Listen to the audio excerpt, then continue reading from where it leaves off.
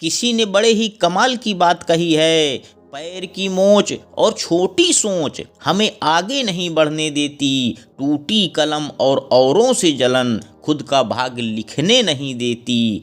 काम का आलस और पैसों का लालच हमें महान नहीं बनने देती। अपना मजहब ऊंचा और गैरों का ओछा ये सोच हमें इंसान नहीं बनने देती। जी हाँ दोस्तों, मैं लेकर आया हूँ एक ज़बरदस्त मोरल स्टोरी जिसका शीर्षक है जादुई गाय। यह कहानी हमें बताएगी कि हमें जीवन में कभी भी लालच नहीं करना चाहिए। तो आइए ध्यानपूर्वक सुनिएगा। एक बार की बात है, एक गांव में मारिया नाम की एक औरत रहती थी। उसके खानदान में कोई नहीं था।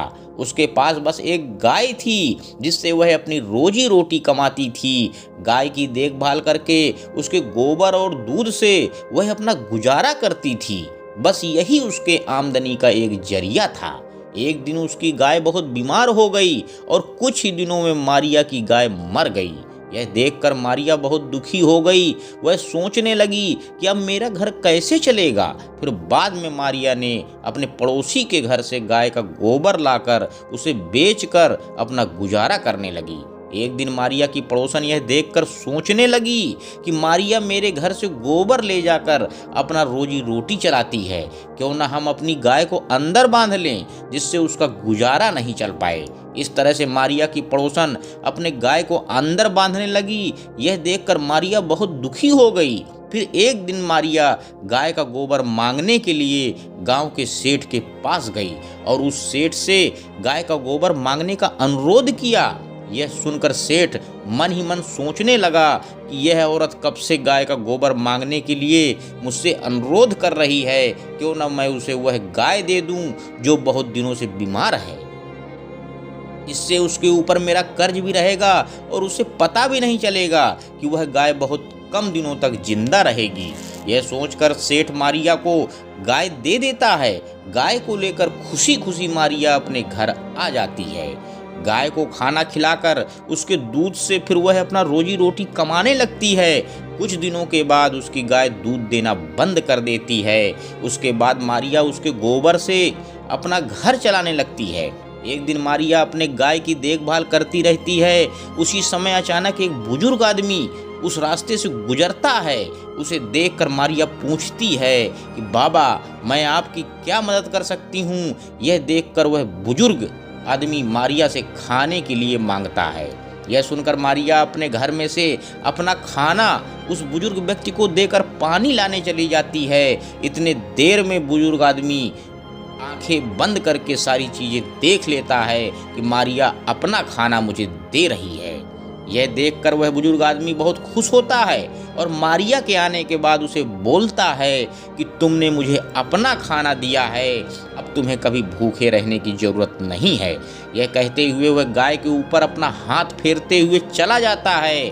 कुछ दिनों के बाद उसकी गाय गोबर देने के बजाय सोने का गोबर देने लगती है। यह देखकर उसकी पड़ोसन उस गोबर को रोज चुरा कर सुबह सुबह ले जाती थी। मारिया को इसका कुछ भी पता नहीं था।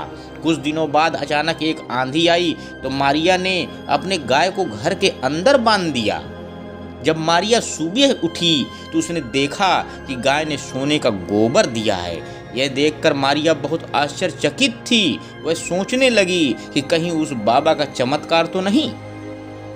लेकिन उस बाबा को गए तो बहुत दिन हो गए, क्या इतने दिन से गाय सोने का गोबर दे रही थी। उसके दिमाग में तुरंत आया कि शायद यह सोने का गोबर उसकी पड़ोसन चुरा रही थी, तभी वह मेरे साथ इतने अच्छे से पेश आ रही थी। उस दिन से मारिया अपने गाय को घर के अंदर बांधने लगी। यह देखकर उसकी पड़ोसन को बहुत गुस्सा आया और वह सारी बातें जाकर सेठ से कह आई। यह सुनकर सेठ अपनी गाय को मारिया के घर से वापस ले आया। सुबह जब सेठ उठा तो उसने अपने घर में गोबर भरा पाया। यह देखकर वह सोचने लगा कि अभी आकाशवाणी हुई कि तुमने उस गरीब लड़की से गाय को ले लिया है, इसलिए तुम्हारे घर में गंदगी भरी रहेगी। जिस दिन तुम उस लड़की को गाय वापस दे दोगे तो उस दिन तुम्हारे घर से ये गंदगी साफ हो जाएगी। यह सुनकर सेठ अपने घर से गाय ले जाकर मारिया को वापस दे देता है और मारिया फिर से अपनी जिंदगी खुशी खुशी जीने लगती है। तो इस कहानी से हमें सीख क्या मिलती है?